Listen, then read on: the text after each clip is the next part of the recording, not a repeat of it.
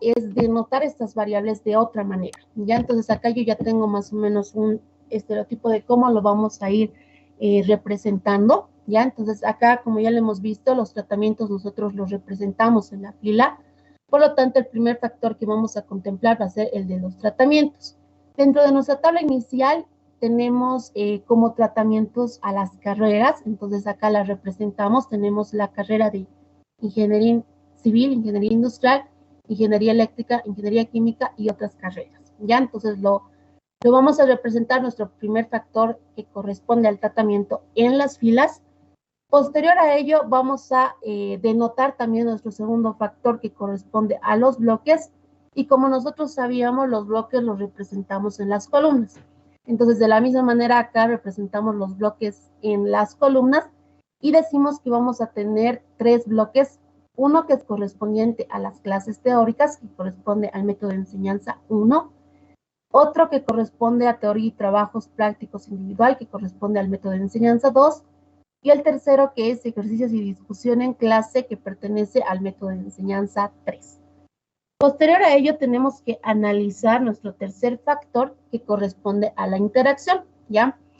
La interacción como tal la vamos a representar en la segunda columna, de tal manera de contemplar también este análisis en cuanto al tratamiento. Ya, por ejemplo, acá tenemos ingeniería civil. Ingeniería civil como tal, contemplando el método de enseñanza 1, tiene 2 interacciones, uno que corresponde al grupo 1 y otro que corresponde al grupo 2. Es por ello que en cada carrera he ido poniendo 2 filas, uno correspondiente al grupo 1 y otro correspondiente al grupo 2, que hace referencia a la interacción que existe entre el tratamiento y el bloque, ¿ya? Entonces, esta va a ser la manera en la cual nosotros vamos a ir acomodando los datos para de esta manera poder calcular los estadísticos, ¿ya? Entonces, ya denotando de esta manera, lo que tendríamos que hacer es ir ingresando acá los resultados contemplando al tratamiento, al bloque y a la interacción. Para ello, inicialmente vamos a analizar para el primer caso, que es ingeniería civil, que está por acá. Voy a borrar lo demás para que se pueda visualizar. Denme un momento, vamos a habilitar el bolígrafo para que se pueda ver. Ya. Entonces, primero vamos a analizar para ingeniería civil. Dentro de la tabla estaría por acá. Pertenece al bloque método de enseñanza 1, que sería este.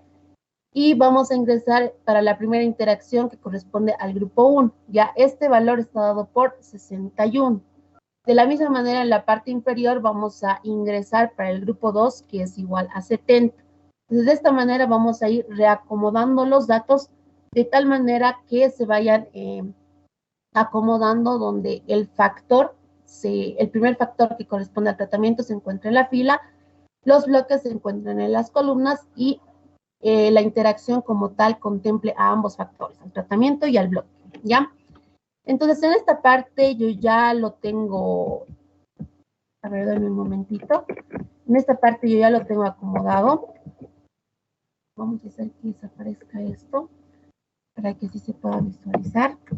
Dame un momento, por favor.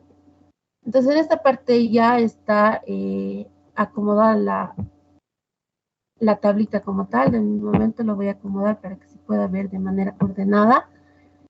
Ya, entonces en esta parte, como ya les he dicho, este va a ser el orden que vamos a ingresar. Ya, entonces acá lo que yo he hecho ya lo tengo acomodado los datos como tal, contemplando el orden que les decía, el factor 1 en las filas, el factor 2 que contempla la interacción entre el tratamiento y el bloque, y el factor 2 que vendría a ser los bloques como tal, ¿ya? Una vez que tengamos acomodado de esta manera el factor 1, el factor 2 y el factor 3, el siguiente paso que vamos a hacer es realizar la sumatoria de los marginales de fila y los marginales de columna, ¿ya? En esta parte lo que vamos a hacer inicialmente es realizar la sumatoria o hallar el marginal de fila de la interacción como tal, ¿ya? Sabemos que la interacción como tal se encuentra en esta columna que pertenece al grupo. Para ello tendríamos que realizar la sumatoria de todos los valores que se encuentran en la primera fila para hallar la interacción del tratamiento y del bloque, ¿ya? Entonces, realizando la sumatoria para el primer grupo, que sería 61 más 80 y más 77, vamos a tener que esta sumatoria nos da el valor de 218. De esta manera vamos a ir realizando la sumatoria para los demás valores que contemplan la interacción. Y en esta columna vamos a tener almacenado el marginal de fila de la interacción, ¿ya? Posterior a ello, también en esta columna vamos a hallar el marginal de fila, pero ya de nuestra otra variable que corresponde al tratamiento, ¿ya? Como sabemos que todas estas variables pertenecen al tratamiento que corresponde a la carrera de Ingeniería Civil, tendríamos que realizar la sumatoria de todos estos valores, que sería 61, más 80, más 77, más 70, más 86 y más 82, lo que nos daría un valor de 456, ¿ya? De la misma manera vamos a realizar para la carrera de Ingeniería Industrial, ¿cuáles van a ser los valores que van a contemplar esta carrera? Todos estos valores que se encuentran en esta fila. Entonces, para encontrar el marginal de fila correspondiente a nuestra variable tratamiento, tendríamos que realizar la sumatoria de 59, 79, 76, 65, 65, 89 y 71, lo que nos va a dar un valor de 439. De esa manera vamos a realizar el cálculo para ingeniería eléctrica, ingeniería química y para las otras carreras que existen, ¿ya? Entonces acá ya tenemos los marginales del tratamiento y de la misma manera acá es importante recalcar que acá tenemos el marginal de la interacción y acá tenemos el marginal del tratamiento, ¿ya? También acá vamos a hallar el marginal del bloque que va a estar representado en la última fila. Para ello sabemos que para hallar el marginal tenemos que realizar la sumatoria de todos los valores que se encuentran en la columna correspondiente a cada uno de los métodos. Para el método de enseñanza 1, la sumatoria sería todos los valores que se encuentran en la columna del método de enseñanza 1, ¿ya? Realizando la sumatoria como tal, nos dice que el método de enseñanza 1 tiene como marginal de columna para el método de enseñanza 1 un valor de 561. De la misma manera vamos a contemplar para el método de enseñanza 2, que sería 758 el marginal de columna, y finalmente para el método de enseñanza 3, que este marginal va a ser igual a 709, ¿ya? Una vez que tengamos el marginal de fila y el marginal de columna correspondientes a nuestros tres factores, vamos a hallar el valor de t, ya que el valor de t para todos los casos, sumando los marginales de bloques, los marginales de la interacción y los marginales del tratamiento, debería de darnos el mismo valor, ya que en este caso el valor de t toma un valor de 2028. Ahora, el siguiente paso que vamos a realizar es hallar los valores bajo los cuales vamos a poder construir nuestro cuadro ANOVA, ¿ya? Para ello tenemos que definir inicialmente o denotar nuestras variables que corresponden a n, r, s y t, ¿ya? N, por un lado, ya sabemos a qué representa, es el número de datos totales que existe dentro del problema. Este valor de n se puede calcular de dos maneras.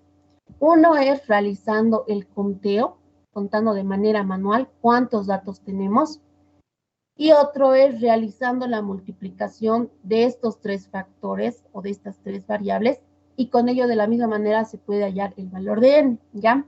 Eso lo vamos a realizar un poquito al final para que así tengamos denotado a qué es igual el valor de r, a qué es igual el valor de s, y de la misma manera a qué es igual el valor de t, ¿ya?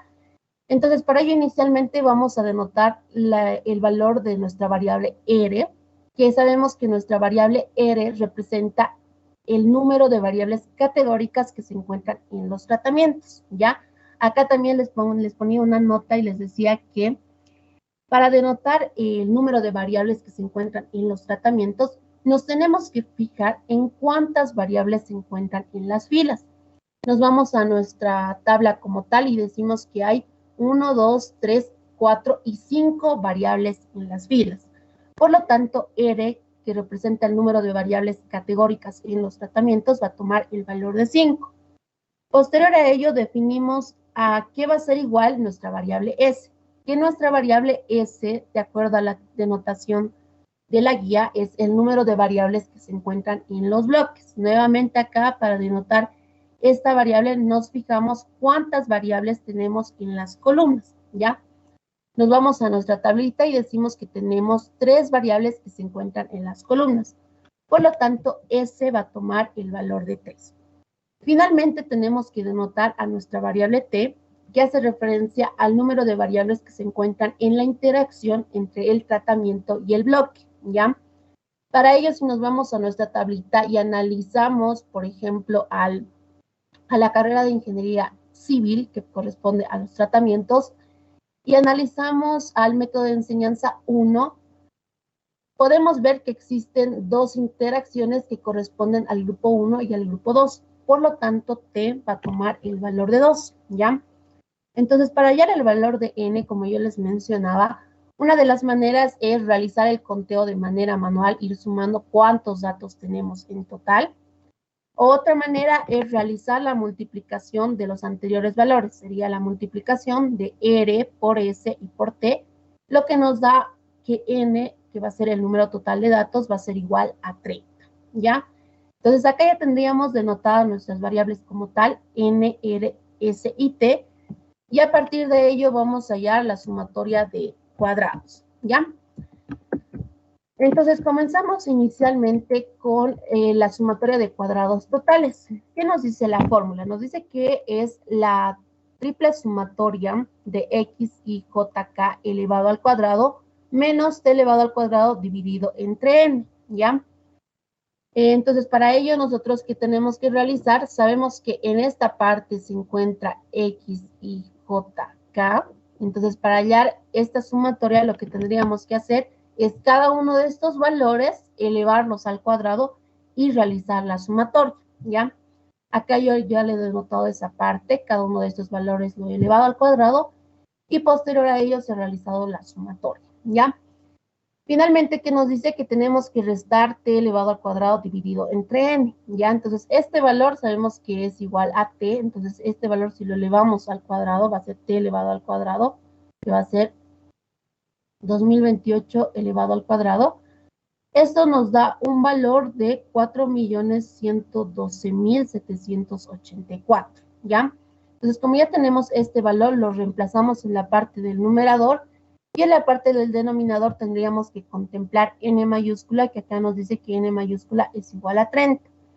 Realizamos el cálculo correspondiente y con ello vamos allá a la sumatoria de cuadrados totales, el cual nos da un valor de 3.737,20. También acá tenemos que hallar la sumatoria de cuadrados en los tratamientos, que de acuerdo a la fórmula nos dice que es la sumatoria de t sub i punto elevado al cuadrado, que es el marginal de fila, dividido entre t multiplicado por s menos t elevado al cuadrado dividido entre n mayúscula, ¿ya? Entonces, cabe recalcar que en nuestra última columna tenemos la variable correspondiente al marginal del tratamiento. Entonces, para calcular la sumatoria de cuadrados del tratamiento, todos estos valores los tendríamos que elevar al cuadrado y realizar la sumatoria en la parte del numerador, que es lo que he realizado por acá, ¿ya? Posterior a ello, en la parte del denominador tendríamos que contemplar la multiplicación de 2 variables, que es la variable t, que es igual a 2, multiplicado por s, que s toma el valor de 3. Ya en esta parte tenemos que restar el valor de t elevado al cuadrado, que acá tenemos el valor que toma esta variable, y en la parte del denominador contemplar el valor de n mayúscula, que es igual a 30. Realizamos el cálculo correspondiente y con ello hallamos la suma de cuadrados en los tratamientos, que nos da un valor de 1.127,533, ¿ya? Entonces, hasta esta parte ya tenemos la sumatoria de cuadrados totales, la sumatoria de cuadrados en los tratamientos, y ahora lo que nos queda es determinar la sumatoria de cuadrados en los bloques. De acuerdo a la fórmula, nos dice que la sumatoria de cuadrados en los bloques es la sumatoria del marginal de los bloques elevado al cuadrado dividido entre t multiplicado por r menos t elevado al cuadrado dividido entre n mayúscula, ¿ya? Entonces, para ello, lo que he hecho acá es, es sumar los valores que se encuentran en el marginal de los bloques, que serían estos valores, los he elevado al cuadrado y lo he realizado la sumatoria en la parte del numerador, Y en cuanto a la parte del denominador, he reemplazado estos dos valores, que es t y el valor de r, ya que acá tenemos esos valores. Sabemos que t es igual a 2 y r es igual a 5. Posterior a ello se ha restado el valor de t elevado al cuadrado, que acá tenemos ese valor, y lo hemos dividido entre n mayúscula, que n mayúscula es igual a 30. Realizamos esta resta como tal y nos dice que la sumatoria de cuadrados en los bloques es igual a 2103,80. Finalmente tenemos que denotar dos sumatorias de cuadrados, uno que va a ser correspondiente a la interacción y otro que va a ser correspondiente al error. En esta lámina tenemos denotada la sumatoria de cuadrados de la interacción, la cual nos dice que es la doble sumatoria de t sub i j punto elevado al cuadrado dividido entre t, menos t elevado al cuadrado dividido entre n, menos la sumatoria de cuadrados en los tratamientos y menos la sumatoria de cuadrados en los bloques, ¿ya? Entonces, para este primer término que nos dice que tenemos que sumar t sub i j punto elevado al cuadrado, acá en la tablita ya lo tenemos denotado en esta columna, ¿ya? Entonces, estos valores que hemos ido hallando de manera parcial para cada uno de los grupos que correspondían a la interacción, estos valores los tenemos que elevar al cuadrado y realizar la sumatoria como tal. Posterior a ello, en la parte del denominador tenemos que contemplar el valor de t, que el valor de t minúscula es igual a 2, y ya con ello restamos el valor de t elevado al cuadrado, que acá tenemos ese valor, y lo dividimos entre n mayúscula, que n mayúscula es igual a 30. Finalmente restamos la sumatoria de cuadrados en los tratamientos y la sumatoria de cuadrados en los bloques. Acá realizamos el cálculo correspondiente y con ello vamos a hallar la sumatoria de cuadrados en la interacción, el cual nos da un valor de 208,867, ¿ya? Como ya tenemos la sumatoria de cuadrados totales, la sumatoria de cuadrados en los tratamientos, la sumatoria de cuadrados en los bloques y la sumatoria de cuadrados en la interacción, ahora sí podemos determinar la sumatoria de cuadrados del error, que va a ser la resta de los anteriores valores que hemos calculado, ¿ya? Entonces, para ello contemplamos la sumatoria de cuadrados totales y le restamos la sumatoria de cuadrados en los tratamientos, en los bloques y en la interacción. Realizando la resta como tal, hallamos la sumatoria de cuadrados del error, el cual nos da un valor de 297, ¿ya? Como ya tenemos todos la sumatoria de cuadrados para cada uno de los factores calculados, ahora sí vamos a proceder a calcular el cuadro ANOVA, ¿ya?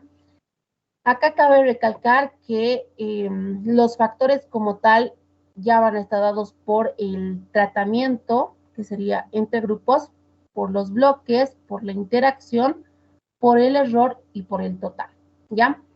Para ello, inicialmente vamos a calcular los grados de libertad. ¿Qué nos dice nuestro formulario? Nos dice nuestro formulario que los grados de libertad para el tratamiento está dado por R-1, donde R toma el valor de 5, por lo tanto 5 menos 1 nos va a dar 4 grados de libertad para nuestra fuente de variación entre grupos. El segundo factor que vamos a hallar va a ser los grados de libertad para nuestra fuente de variación entre bloques, que de acuerdo a la fórmula va a ser la resta de S menos 1, donde S sabemos que toma el valor de 3, así que va a ser 3 menos 1, 2 grados de libertad para nuestra fuente de variación entre bloques. En cuanto a la interacción, es la multiplicación de los grados de libertad del tratamiento multiplicado por los grados de libertad de los bloques, lo que nos da un valor de 8, ¿ya? En cuanto al error, los grados de libertad van a estar dados por R multiplicado por S multiplicado por T menos 1, ¿ya? Sabemos que R toma el valor de 5, S toma el valor de 3 y T toma el valor de 2. Reemplazamos y realizamos la multiplicación correspondiente y con ello determinamos que el error tiene 15 grados de libertad. Finalmente, para nuestra fuente de variación total, los grados de libertad van a estar dados por n mayúscula menos 1, donde n mayúscula toma el valor de 30, así que 30 menos 1 nos va a dar el valor de 29, que correspondería a los grados de libertad de nuestra fuente de variación total. Posterior a ello, en nuestra siguiente columna tenemos que representar la sumatoria de cuadrados, ¿ya?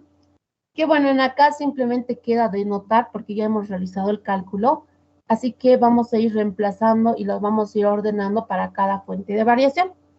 Para la primera fuente de variación que corresponde a entre grupos, sabemos que esta sumatoria está dado por SCA, que acá tenemos el valor que hemos obtenido, lo reemplazamos. Posterior a ello, reemplazamos de la misma manera la sumatoria de cuadrados entre bloques, que está representado con SCB. También representamos la sumatoria de cuadrados de la interacción, que está dado por SCI, que en la parte derecha tenemos los valores para cada una de estas sumatorias. En cuanto al error, sabemos que es SCE, que este es igual a 297. Y en cuanto al último sumatoria de cuadrados, tendríamos la sumatoria de cuadrados totales, que de acuerdo a los datos que hemos calculado, este valor corresponde a 3.737,20. Cuando ya tengamos denotados los grados de libertad y la suma de cuadrados, finalmente tenemos que hallar los cuadrados medios. Para hallar los cuadrados medios, de acuerdo a las fórmulas, habíamos dicho que para hallar el cuadrado medio tenemos que realizar la división de la suma de cuadrados dividido entre los grados de libertad. Para nuestra primera fuente de variación va a ser la división de los cuadrados de los tratamientos dividido entre sus grados de libertad, lo que nos da un valor de 281,883. De la misma manera vamos a realizar para nuestra fuente de variación entre bloques, también para la interacción y finalmente para nuestra fuente de variación total. Lo que estamos haciendo acá es dividir la suma de cuadrados dividida entre sus grados de libertad, ¿ya? Una vez que hayamos hallado los cuadrados medios para el tratamiento, para el bloque, para la interacción y para el error, nos queda hallar finalmente el estadístico de prueba, ¿ya? Para hallar el estadístico de prueba para nuestra fuente de variación entre tratamientos o entre grupos, sabemos que este se calcula dividiendo los cuadrados medios del tratamiento dividido entre los cuadrados medios del error. Acá tenemos el cálculo que hemos realizado y con ello decimos que nuestro estadístico de prueba para nuestro primer valor que corresponde al tratamiento, este toma un valor de 14,2365.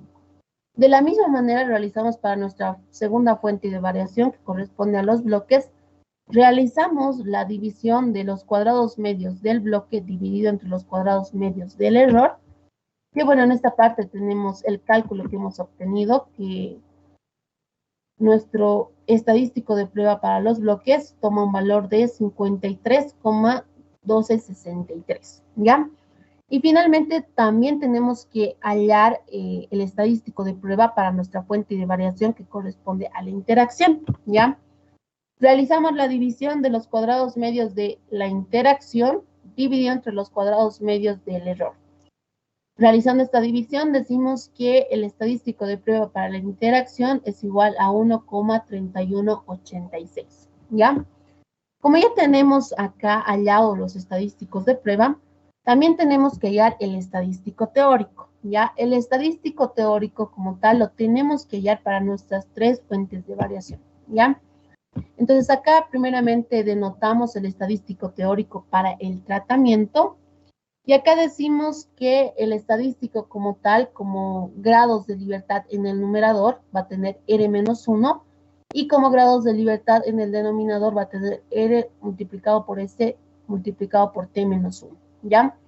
Realizando el reemplazo decimos que los grados de libertad en el numerador va a ser igual a 4 y los grados de libertad en el denominador va a ser igual a 15, ¿no? Y a un nivel de 0,05, y acá tenemos ese resultado que es igual a 3,056.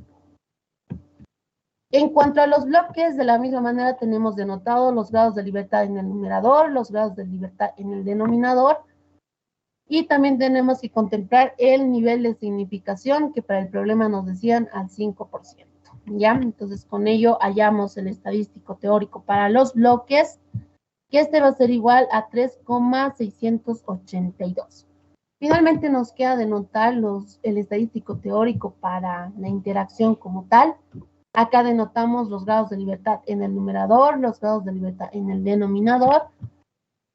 Y a un nivel del 5% de significación, decimos que el estadístico teórico va a estar dado por un valor de 2,641, ¿ya? Como ya tenemos hasta acá concluido nuestro segundo paso, que básicamente consiste en la construcción del cuadro ANOVA, vamos a pasar al tercer paso, que está dado por la contrastación. Para realizar la contrastación partimos de la gráfica del estadístico teórico y dentro de esta gráfica vamos a ubicar el estadístico de prueba. Primero acá tenemos el análisis para nuestra fuente de variación que corresponde al tratamiento. Primeramente partimos de la gráfica del estadístico teórico, que es igual a 3,056. Dentro de esta gráfica ubicamos el estadístico de prueba, que corresponde a los tratamientos, que es igual a 14,2365. Y vemos dónde cae este estadístico, ¿no? Si cae en la región de aceptación o cae en la región de rechazo. Como vemos que este estadístico está cayendo en la región sombreada, decimos que gráficamente se rechaza la hipótesis nula, ¿ya? En cuanto a las regiones de rechazo, está a probar que el estadístico de prueba sea mayor al estadístico teórico. Reemplazamos valores. Sabemos que el estadístico de prueba toma un valor de 14,2365 y el estadístico teórico toma un valor de 3,056. Como se cumple la condición, estaríamos rechazando la hipótesis nula. De la misma manera realizamos para nuestra segunda fuente de variación, que corresponde a los bloques. Partimos de la gráfica del estadístico teórico. Dentro de esta gráfica ubicamos el estadístico de prueba. Y como se puede visualizar en la parte gráfica, está cayendo el estadístico como tal en la región sombreada, así que gráficamente rechazamos la hipótesis nula. Y en cuanto a las regiones de rechazo, se cumple la condición, ¿no? Que el estadístico de prueba sea mayor al estadístico teórico. Como se cumple la condición, se rechaza la hipótesis nula. Y finalmente, el último análisis que tenemos que realizar es para nuestra fuente de variación que corresponde a la interacción. Partimos de la gráfica del estadístico teórico y dentro de esta gráfica ubicamos el estadístico de prueba. Que bueno, en este caso el estadístico de prueba está cayendo en la región de aceptación, ¿ya? De la misma manera por las regiones de rechazo. No se cumple la condición que el estadístico de prueba sea mayor al estadístico teórico. Como no se cumple la condición, se acepta la hipótesis nula. Como siguiente paso tenemos que dar una interpretación y una conclusión del tercer paso. Para ello vamos a decir lo siguiente, ¿ya? Acá nuevamente recalcando, la conclusión tiene que venir dado para cada fuente de variación. Por ejemplo, acá en mi primer punto tengo la conclusión para la fuente de variación correspondiente al tratamiento, la siguiente conclusión correspondiente a los bloques y nuestra última conclusión correspondiente a la interacción, ¿ya? Entonces, nuestra conclusión vendría formulada de la siguiente manera. A un nivel de significación del 5%, podemos concluir que las puntuaciones medias respecto a, inciso A, las diferentes carreras son diferentes debido a que se rechaza la hipótesis nula. Inciso B, que corresponde a los bloques, los tres métodos de enseñanza son diferentes debido a que se rechaza la hipótesis nula. Inciso C, las interacciones entre los métodos de enseñanza y las carreras no es significativa. Es decir, que no hay interacción entre los dos factores, debido a que se acepta la hipótesis nula. Y con ello estaríamos concluyendo el ejercicio número 4, ¿ya? Pero antes de concluir este ejercicio, vamos a ver cuál es el procedimiento que se realizaría mediante el Excel y mediante el Minitab, ¿ya? Primero vamos a comenzar con la explicación de cómo se realizaría en cuanto al Minitab, ¿ya? En cuanto al Minitab, lo que tenemos que hacer es básicamente construir tres columnas, ¿ya? La primera columna que va a hacer referencia al resultado, la segunda columna que va a hacer referencia al bloque y la tercera columna que va a hacer referencia al tratamiento y a la interacción, ¿ya? Entonces, los datos que tenemos que ingresar van a estar dados de esta manera. Por ejemplo, para el primer caso que correspondería a este resultado, que es 61, sabemos que 61 pertenece al bloque método de enseñanza 1 Y de la misma manera sabemos que pertenece al tratamiento ingeniería civil. Entonces acá lo he denotado como civil. De esta manera vamos a ir denotando para cada uno de nuestros valores, ir denotando a qué tratamiento y a qué bloque pertenece, ¿ya? Una vez que tengamos ya construida esta secuencia, lo que vamos a hacer básicamente acá es, para ingresar los datos al Minitab, tenemos que analizar cómo se está dando la secuencia y de esta manera poder construir el cuadro ANOVA, ¿ya? En cuanto a los bloques, no vamos a tener mucho problema. Sabemos que esto lo podemos generar de manera directa. En cuanto al apilamiento, se puede realizar este análisis. Pero en cuanto al tratamiento, si se dan de cuenta, el análisis no lo vamos a poder realizar de manera directa, ¿ya? Tenemos que construir una secuencia que denote lo que estamos viendo en el tratamiento, ¿no? Que se está repitiendo 2 veces cada carrera y de la misma manera tenemos que ir denotando para el método de enseñanza 1, para el método de enseñanza 2 y para el método de enseñanza 3, ¿ya? Entonces, los datos que nos va a pedir ingresar el Minitab para generar esta secuencia son básicamente 2 datos, ¿ya? Uno de ellos es el número de veces que se repite cada valor y el segundo valor que vamos a tener que ingresar es el número de veces que se repite la secuencia como tal, ¿ya? Entonces, lo que yo he hecho acá es básicamente todos estos valores los he ingresado en el primer valor, posterior a ello todos los valores así como están en la misma columna, y finalmente estos valores los he denotado en la parte inferior, ¿ya? Entonces, para el análisis como tal, si primeramente analizamos a este primer factor que corresponde al método de enseñanza 1, que son las clases teóricas, se dan de cuenta por la interacción, cada carrera se repite 2 veces, ¿ya? Ingeniería civil se va a repetir 2 veces, industrial 2 veces, eléctrica 2 veces, química 2 veces y otras carreras 2 veces, ¿ya? ¿Por qué se está repitiendo 2 veces? Porque el primero corresponde al grupo 1 y el segundo corresponde al grupo 2, ¿ya? Entonces acá nos pregunta el número de veces que se repite cada valor. ¿Cuántas veces se está repitiendo cada carrera? Sabemos que se está repitiendo 2 veces, así que en esta parte vamos a ingresar el valor de 2 y posterior a ello nos dice cuántas secuencias se quiere generar de este valor, ¿ya? Acá, por ejemplo, esta secuencia que está pintada de color rojo pertenece al método de enseñanza 1. Entonces, esta secuencia se va a repetir para el método de enseñanza 2, se va a repetir de la misma manera para el método de enseñanza 3. Entonces, ¿cuántas secuencias vamos a repetir de esto? Sería 3 secuencias. Uno para el método de enseñanza 1, otro para el método de enseñanza 2 y otro para el método de enseñanza 3. Por lo tanto, acá decimos que el número de veces que se va a repetir la secuencia como tal va a estar dado por el valor de 3, ¿ya? Entonces, estos van a ser los valores que vamos a ir ingresando al Minitab para generar la secuencia que corresponde a los tratamientos, ¿ya? Entonces, acá, sin más que explicar, nos vamos a ir a la parte del Minitab y vamos a realizar este cálculo, ¿ya? Entonces, para el Minitab, inicialmente lo que voy a hacer es copiar los datos que tenemos.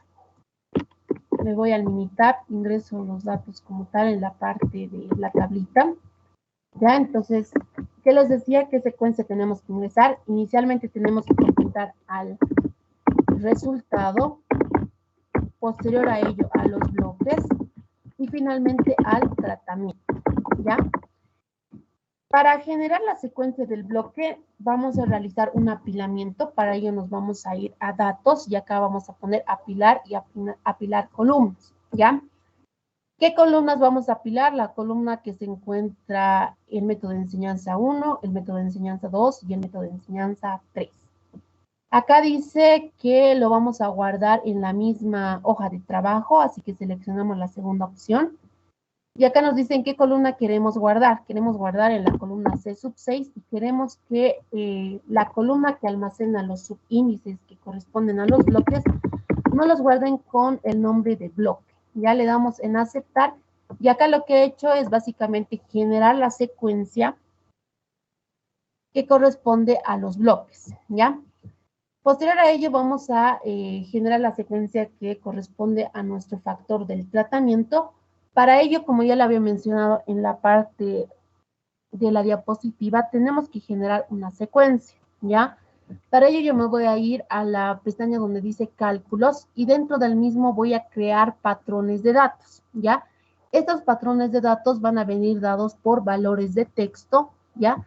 Acá me dice inicialmente en qué columna quiero almacenar los datos que yo vaya a generar la secuencia. Ya yo quiero almacenarlo en la columna C sub 8, así que aquí hago mención a que voy a almacenar en esta columna. Y acá lo que me dice es qué secuencia yo quiero crear. Ya yo quiero crear la secuencia que corresponde a nuestro factor del tratamiento. Sabemos que las variables que se encuentran en los tratamientos corresponden a las carreras. Tenemos, si no me equivoco, 5 carreras, una que es correspondiente a ingeniería civil, a ingeniería industrial, a ingeniería eléctrica, a ingeniería química y a otras carreras, ¿ya? Entonces, una vez que hayamos ingresado la secuencia que queremos generar en cuanto a los tratamientos, acá nos pregunta el número de veces que queremos representar cada valor, ¿ya? Como nosotros habíamos dicho que cada valor se va a repetir 2 veces y esto se debe a la interacción, acá vamos a ingresar el valor de 2. Posterior a ello nos dice cuántas secuencias queremos generar. Queremos generar para cada método de enseñanza. Para el método de enseñanza 1, para el método de enseñanza 2 y para el método de enseñanza 3. Por lo tanto, nuestra secuencia como tal se va a repetir 3 veces.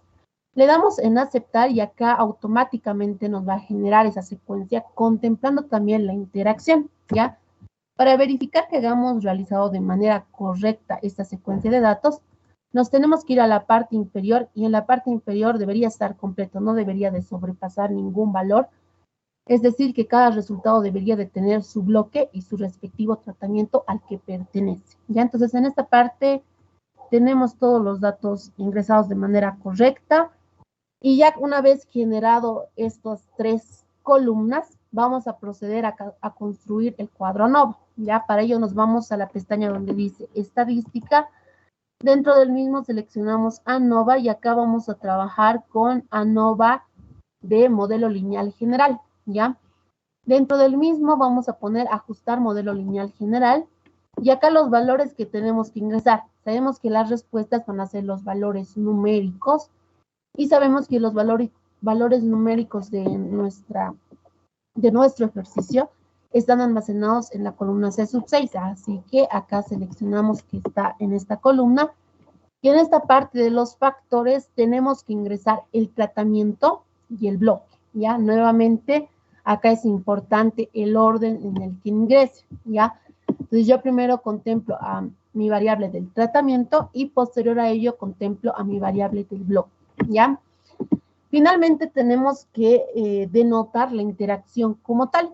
Para denotar la interacción nos vamos a ir a la pestaña donde dice modelo y dentro de esto vamos a seleccionar a los factores que corresponden al tratamiento y al bloque.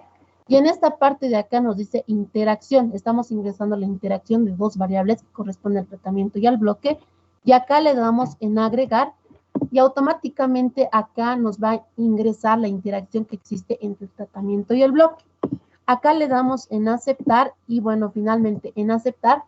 Y acá el Minitab nos va a generar el análisis de la varianza contemplando estos 3 factores, el tratamiento, el bloque y la interacción, ¿ya?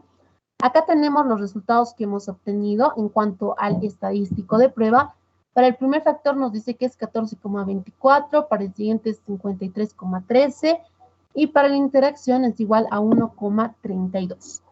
Acá tenemos la comparación, que bueno, si verificamos los valores estarían siendo los mismos que hemos calculado de manera manual, pero finalmente acá lo que me faltaría explicarles es el cálculo que se realizaría mediante el Excel, ¿ya? Entonces para ello voy a ir a la parte del Excel y vamos a hacer este análisis de la misma manera, pero ya realizándolo por el Excel, ¿ya? En cuanto al Excel, nos tenemos que ir a la pestaña donde dice datos, dentro del mismo trabajar con análisis de datos, ¿ya? En cuanto al análisis de datos, acá lo que tenemos que hacer es buscar análisis de la varianza con varias muestras, perdón, análisis de la varianza de 2 factores con varias muestras por grupo, porque sabemos que las varias muestras contemplarían a la interacción como tal. Acá le damos en aceptar y lo primero que tenemos que hacer es ingresar el rango de entrada, que nuestro rango de entrada estaría dado por la tablita como tal. Posterior a ello nos dice que cuántas filas hay por muestra, ya que esto hace referencia a la interacción, ya fila por muestra que hace referencia a la interacción.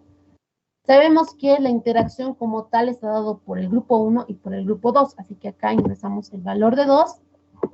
Y posterior a ello tenemos que simplemente aceptar y con ello ya nos va a generar el análisis de la varianza. Que bueno, acá en la parte inferior ya tendríamos construido la tabla como tal. Ya entonces en esta parte lo que tendríamos que comparar sería el estadístico de prueba. Que bueno, acá yo ya lo tengo denotado como tal, las 3 respuestas que se han obtenido en cuanto al Excel, en cuanto al Minitab y en cuanto al cálculo de manera manual. Que bueno, si realizamos la comparación, en los 3 casos se ha obtenido el mismo resultado, ¿no? En cuanto al cálculo del estadístico de prueba, ¿ya? Y eso sería en cuanto al cálculo que realizamos mediante el Excel, mediante el Minitab y mediante el cálculo de manera manual, ¿ya? Y con ello estaríamos terminando la guía. Ya no sé si alguien tiene alguna duda respecto a este tema que corresponde a ANOVA. Si no es así, vamos a pasar al siguiente tema, que sería el último tema que corresponde a estadística no paramétrica. Ya, si nadie tiene ninguna duda, vamos a pasar a esta parte. No vamos a explicar toda la guía, vamos a explicar solamente, vamos a contemplar un solo tipo, que va a ser bondad de ajuste. Y ya la próxima clase vamos a ver más a fondo las demás estadísticas no paramétricas, ¿ya? Entonces acá vamos a comenzar explicando un poquito acerca de la parte teórica de lo que viene a ser el tema de estadística no paramétrica. Para ello vamos a hablar inicialmente del concepto de estadística no paramétrica, ¿ya? ¿Qué nos dice? Conceptualmente nosotros podemos decir que la estadística no paramétrica, o también conocido como métodos no paramétricos, son aquellos que no requieren asumir la distribución normal para la población y en la mayoría de los casos se basa en el ordenamiento de datos, ¿no? En otras palabras, podemos decir que la estadística no paramétrica se caracteriza porque no se conoce la distribución de origen, ¿ya?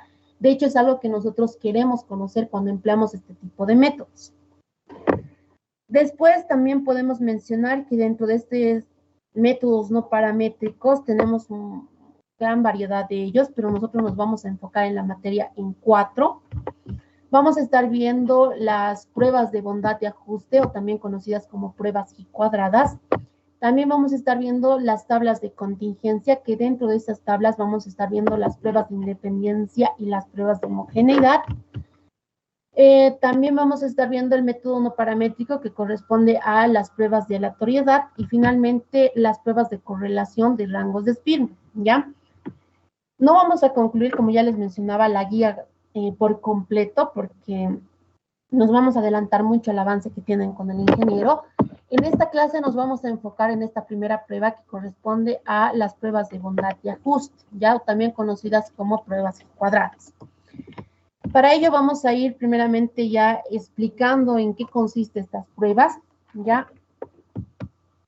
Conceptualmente acá podemos decir que la prueba G cuadrada, o también conocida como bondad de ajuste, básicamente es la prueba que como objetivo tiene probar la hipótesis de una determinada distribución, ¿ya? Nosotros acá con la prueba de bondad de ajuste, nosotros queremos ver si una secuencia de datos se distribuye de acuerdo a una distribución, ya que esta distribución puede ser la distribución normal, la distribución chi cuadrada, la distribución de Poisson y otras distribuciones que conocemos, ¿ya? Entonces acá lo que hacemos es básicamente ver una secuencia de datos a qué tipo de distribución se asemeja, ¿ya? En este tipo de pruebas que corresponde a la bondad de ajuste tenemos 2 factores que vamos a analizar. Uno de ellos es la categoría y otra es la frecuencia observada, ¿ya? La categoría nosotros conceptualmente la vamos a representar como el número de elementos que hay en una determinada muestra, ¿ya? Por otro lado, la frecuencia sabemos que va a ser el número de veces que se va a repetir cada una de las categorías. Acá también he puesto una nota importante, que esto lo van a entender de mejor manera cuando vayamos a resolver los ejercicios. ¿Qué dice la nota? Para saber el valor que va a tomar la categoría, nos tenemos que fijar en la cantidad de observaciones que existe en la frecuencia observada.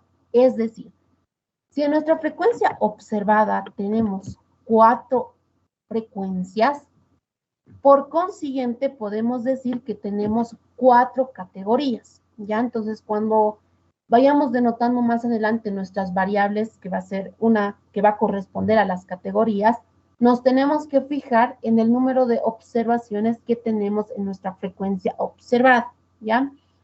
Eso básicamente quería denotar en esta lámina, ya que más adelante nos va a servir para resolver los ejercicios. Y bueno, acá también importante recalcar los pasos que vamos a seguir para la solución de los ejercicios que corresponden a este tema, que es bondad de ajuste, ¿ya? De la misma manera que hemos ido viendo en prueba de hipótesis y ANOVAs, vamos a seguir 4 pasos. El primer paso que corresponde al planteamiento de la hipótesis, ¿ya?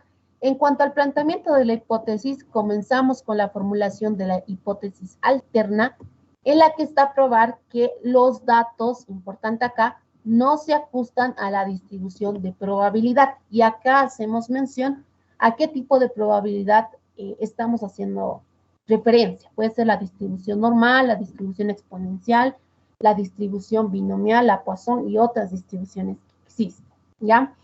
Una vez que ya hagamos formulado la hipótesis alterna, tenemos que formular la hipótesis nula, en la cual decimos los datos se ajustan a la distribución de probabilidad. Nuevamente aquí hacemos mención, va a ser la distribución normal, exponencial, Poisson, que esto va a depender del ejercicio como tal, ¿ya? Ya con ello tendríamos el primer paso, que es el planteamiento de la hipótesis. Tenemos que seguir con el segundo paso, que es la identificación del estadístico de prueba, ¿ya? El estadístico con el cual vamos a trabajar va a ser el estadístico chi cuadrado, ¿ya? Porque sabemos que las pruebas de bondad de ajuste también se las conoce como chi cuadrados, que precisamente hace mención a la distribución a la que converge, ya que viene a ser la distribución chi cuadrado.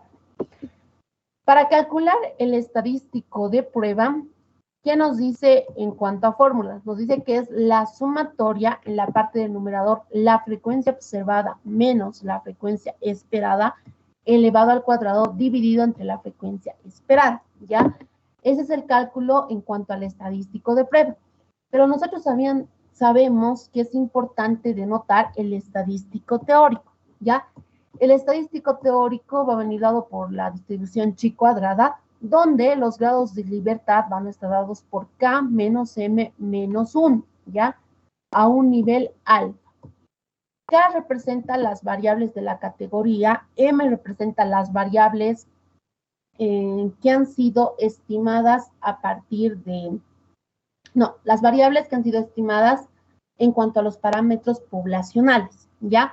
Entonces, acá es importante denotar que M puede tomar el valor de 0 cuando no hayamos estimado ningún valor y M puede tomar un valor diferente a 0 cuando vayamos a estimar los parámetros poblacionales.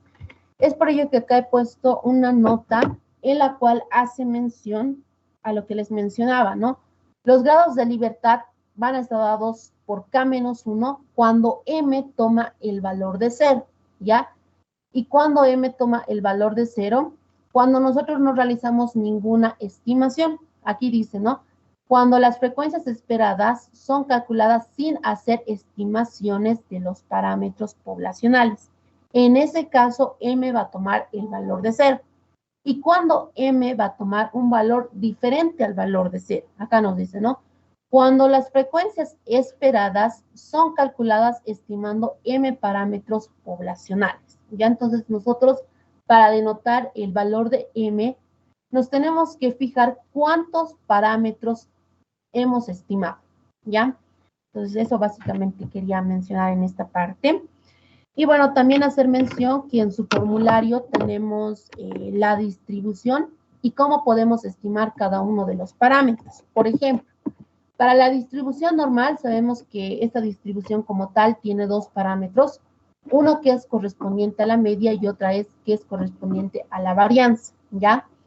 Cuando nosotros no conozcamos el parámetro de la población, tenemos que realizar una estimación, ¿ya?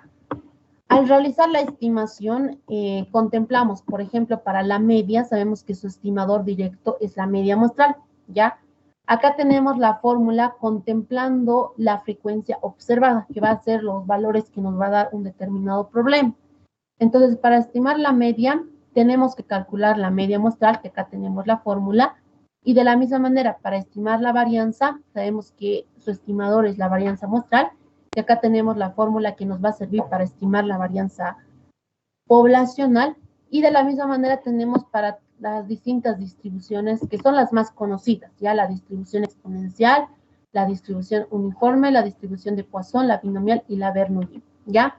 Acá tenemos cómo se puede estimar cada uno de estos parámetros, cuál va a ser la fórmula que vamos a estar empleando. Y bueno, una vez que hagamos estimado los parámetros, dependiendo de la distribución, M va a tomar un valor, ¿no? En el caso de la distribución normal va a tomar el valor de 2, llegamos a estimar estos dos valores. En el caso de la exponencial, si estimamos el parámetro como tal, como tiene un solo parámetro, M estaría tomando el valor de 1, ¿ya? Pero esto lo vamos a entender de mejor manera, como ya lo mencionaba, en la parte de los ejercicios. Como tercer paso, tenemos que realizar la contrastación. Ya para realizar la contrastación, de la misma manera, podemos realizarlo por los dos métodos, por el método gráfico y por las regiones de rechazo, ¿ya? En cuanto a las regiones de rechazo, está probar que el estadístico de prueba sea mayor al estadístico teórico, ¿ya? Importante recalcar que acá trabajamos con una prueba de una sola cola, ¿ya? Y finalmente, nuestro último paso que está dado por la conclusión. No, la conclusión, como lo hemos visto en prueba de hipótesis, va a venir dado en 3 secciones. La primera sección contempla al nivel de significación con el cual estemos trabajando. La segunda, como tal, a la conclusión que hemos llegado. Y la tercera sección, perdón, la razón por la cual hemos tomado esta conclusión, ya que esto básicamente es el debido a que se acepta o se rechaza la hipótesis nula. Y eso es básicamente la parte teórica. Ahora sí nos vamos a ir a la parte ya más práctica para que se pueda comprender de mejor manera lo que yo les explicaba. Así que vamos a comenzar con el ejercicio 1 y le voy a pedir a la compañera Claret, si se encuentra en sala, nos pueda colaborar con el enunciado. Está bien, Axi, buen día. Se realiza un análisis a la duración de vida de 20 bombas de combustible, obteniéndose los siguientes resultados. Pruebe que la duración de vida de las 20 bombas se distribuyen según una distribución normal, con una media poblacional de 1,8 y una desviación estándar de 0,4. Utilice un nivel de significación de 0,01. Ya, perfecto, gracias, Claret. Ya. Entonces, una de las maneras o una de las palabras que por lo general se repite en este tipo de ejercicios es básicamente cuando nos habla de distribución, ¿ya? Como yo lo mencionaba en la parte teórica, por lo general este tipo de pruebas que corresponde a la bondad de ajuste de una secuencia de datos trata de ver a qué tipo de distribución se converge o se asemeja más, ¿ya? Es por ello que en los ejercicios por lo general siempre te dicen probar que esta secuencia de datos se distribuye de acuerdo a una distribución normal o se distribuye de acuerdo a una distribución de Poisson. Entonces, una de las maneras o una de las palabras que les va a permitir identificar que pertenece a este tipo de método de bondad de ajuste es prácticamente que hagan mención a una distribución. Por ejemplo, acá dice, queremos ver si esta secuencia de estos 20 datos se distribuye según una distribución normal. Entonces, como queremos ver que estos datos se asemejen a la distribución normal, si se asemejan o no, esto queremos probar, estamos en un caso de bondad de ajuste, ¿ya? Entonces, dentro de ello, lo que vamos a hacer inicialmente es definir nuestra variable.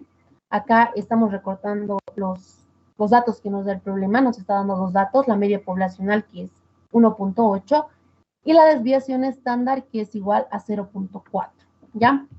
También nos está diciendo trabajar con un nivel de significación al 1%, acá hacemos mención ese valor, y lo primero que vamos a hacer es definir nuestra variable. Ya yo voy a trabajar con la variable X, que va a representar la duración de vida de las bombas de combustible, ¿ya? Como ya hemos definido acá nuestra variable, vamos a comenzar con el primer paso, que es el planteamiento de la hipótesis, ¿ya? Comenzamos con la formulación de la hipótesis alterna y decimos lo siguiente. Los datos no se ajustan a la distribución de probabilidad normal. ¿Por qué estamos considerando esta distribución? Porque acá el problema eso nos dice, ¿no? Pruebe que las duraciones se distribuyen según una distribución normal, ¿ya? Para ello comenzamos con la formulación de la hipótesis alterna y decimos los datos no se ajustan a una distribución normal. Esto lo contrarrestamos con la formulación de la hipótesis nula, en la que decimos que los datos se ajustan a la distribución de probabilidad normal, ¿ya? Como ya acá ya tenemos realizado el primer paso, que es el planteamiento de la hipótesis, continuamos con el segundo paso, que es la identificación del estadístico de prueba. Como ya lo había mencionado, el estadístico con el cual vamos a trabajar va a ser el estadístico chi cuadrado, que para su cálculo tenemos que realizar la sumatoria de la frecuencia observada menos la frecuencia esperada, todo esto elevado al cuadrado, dividido entre la frecuencia esperada.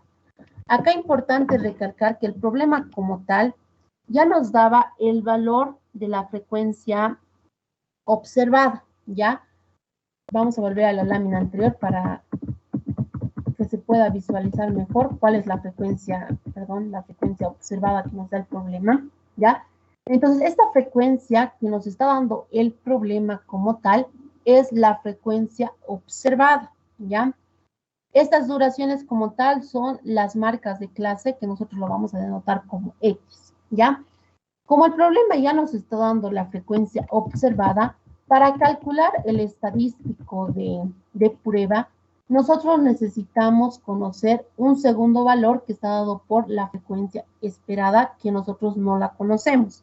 En cambio, la frecuencia observada, sí lo conocemos, es dato del problema, ¿ya? Entonces, para calcular la frecuencia esperada, ¿qué nos dice la fórmula? Nos dice que la frecuencia esperada es la multiplicación de n, que contempla el tamaño de la muestra, multiplicado por la probabilidad esperada. Entonces, para calcular la frecuencia esperada, nosotros necesitamos conocer estos dos valores, n y la probabilidad esperada.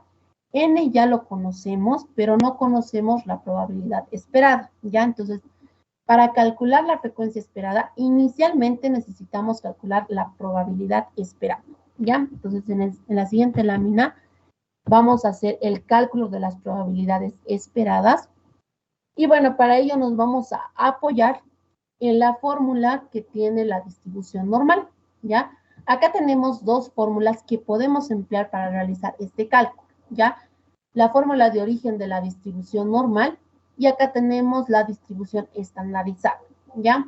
De acuerdo a las condiciones del problema, si se van a la parte de los datos que nos da el problema como tal, para cada frecuencia observada nos da dos intervalos, ya el intervalo inferior y el intervalo superior, que corresponde a la marca de clase, ¿ya?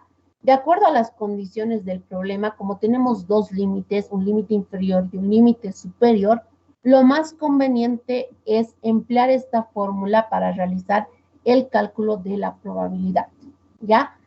Entonces, en este caso, ya considerando que tenemos el límite inferior y el límite superior, esta va a ser la fórmula que vamos a emplear para realizar el cálculo de la probabilidad esperada. Y lo que vamos a hacer básicamente es contemplar para cada marca de clase, vamos a calcular la probabilidad esperada, ¿ya? Para la primera marca nos dice que el límite inferior está dado por 0.4 y el límite superior está dado por 0,8. Entonces decimos que nosotros queremos calcular la probabilidad de que X se encuentre entre 0.4 y 0.8. Para ello, como ya lo había mencionado, vamos a emplear esta fórmula en la cual podemos contemplar el límite inferior y el límite superior, ¿ya?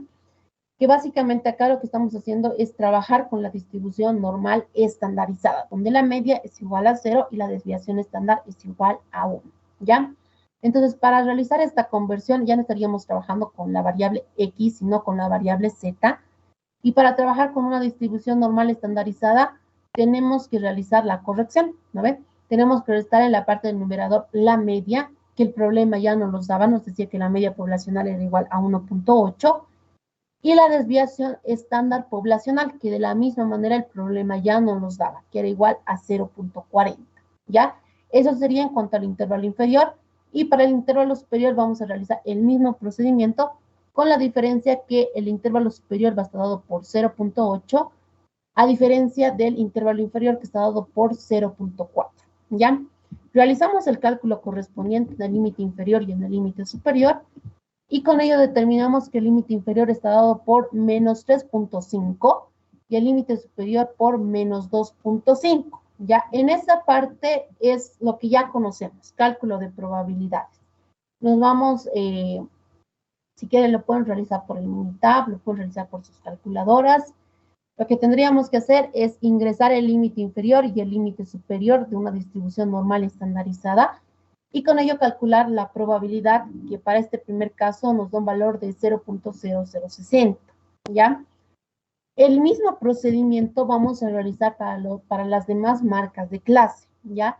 Por ejemplo, acá la siguiente marca de clase está dado por 0.8 como intervalo inferior y por 1.2 como intervalo superior, ¿ya? Realizamos el mismo cálculo, restamos la media, le dividimos entre la desviación estándar, ¿ya? Tanto para el límite inferior como para el límite superior. Posterior a ello, realizamos el cálculo correspondiente de esta probabilidad, el cual nos da un valor de 0.0606, ¿ya?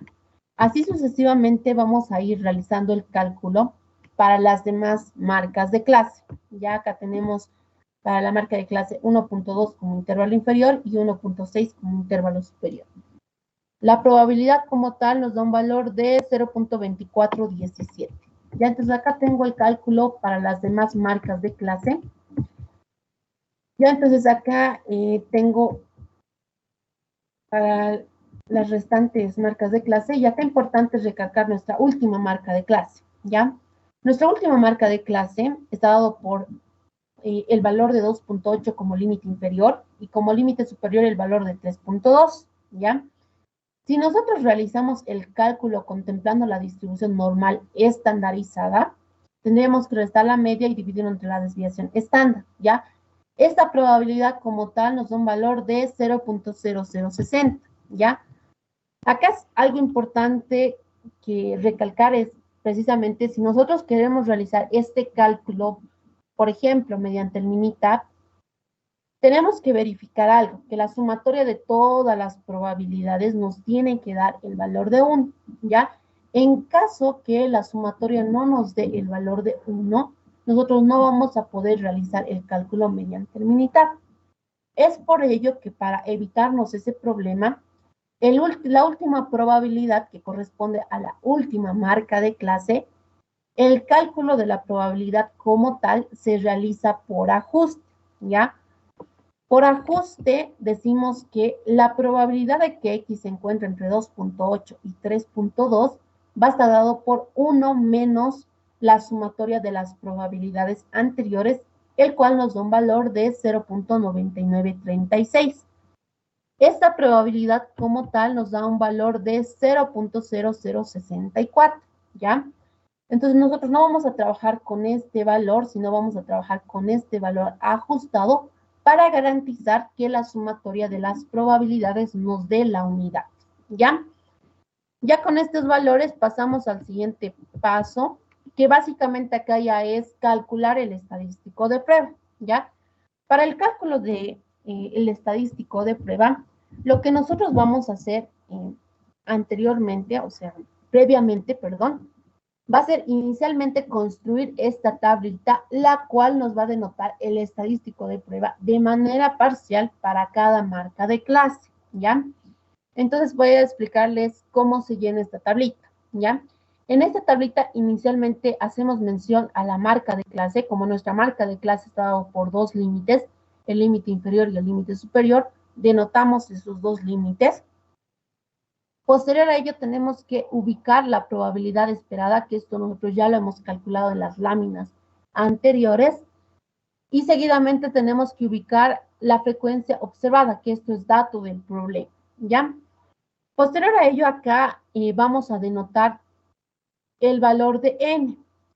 ¿Ya? ¿A qué es igual el valor de n? Si nos vamos a la parte de nuestro formulario, nos dice que n se calcula por la sumatoria de todas las frecuencias observadas. ¿Ya? Entonces acá decimos que si sumamos 1 más 2 más 4 más 8 más 3 más 1 y más 1, nos va a dar el valor de 20, que este valor de 20 está dado por el tamaño de la muestra. ¿Ya? Y este tamaño de la muestra dentro de la tablita lo vamos a representar por acá.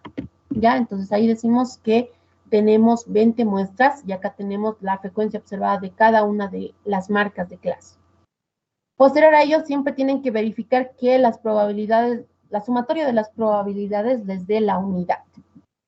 Ya, entonces el siguiente paso que vamos a hacer es calcular la frecuencia esperada. Ya, yo les decía en la lámina anterior que para calcular la frecuencia esperada necesitamos dos valores. Uno, el tamaño de la muestra y otro, la probabilidad esperada de cada marca de clase. ¿Ya? Como ya tenemos en la tercera columna las probabilidades esperadas de cada marca de clase, y en la parte inferior de nuestra tablita también tenemos denotado el tamaño de la muestra, que es igual a 20. Ahora sí podemos calcular la frecuencia esperada para cada marca de clase. Por ejemplo, para la primera marca de clase, que está dado por el intervalo de 0.4 a 0.8, ¿qué nos dice la frecuencia esperada? Esta nos dice que para hallar la frecuencia esperada de este intervalo, tenemos que multiplicar dos valores. El tamaño de la muestra que está dado por 20 multiplicado por su respectiva probabilidad esperada. Ya, entonces si multiplicamos 20 por 0.0060, nos va a dar la frecuencia esperada de nuestro primer marca de clase, que está dado por 0.1195 de frecuencia esperada. ¿Ya? De esta manera vamos a ir realizando el cálculo de la frecuencia esperada para cada marca de clase. Para el siguiente va a ser la multiplicación de n por la probabilidad esperada, ¿no? Entonces acá nos dice que ese resultado va a estar dado por 1,2120, ¿ya? Entonces de esa manera vamos a ir realizando para cada marca de clase, vamos a ir hallando la frecuencia esperada, que bueno, acá ya tenemos la fórmula que hemos empleado, que es multiplicar la probabilidad esperada correspondiente a esa marca de clase, multiplicado por el tamaño de la muestra, ¿ya? Una vez que nosotros ya tengamos calculado la columna de la frecuencia esperada, el siguiente paso que tenemos que realizar es restar. Tenemos que restar la frecuencia observada menos la frecuencia esperada. Que acá yo ya tengo ese análisis, ¿no? Restamos 1 menos 0,1195, nos va a dar un valor de 0.8805. Ya para los demás valores de la misma manera realizamos esa resta y posterior a ello tenemos que elevarlo al cuadrado. Ya esta resta lo elevamos al cuadrado, que en esta columna tenemos ese procedimiento ya detallado y los resultados que se han obtenido, ¿ya? Finalmente, tenemos que denotar el estadístico de prueba parcial para cada marca de para cada marca de clase, ¿ya?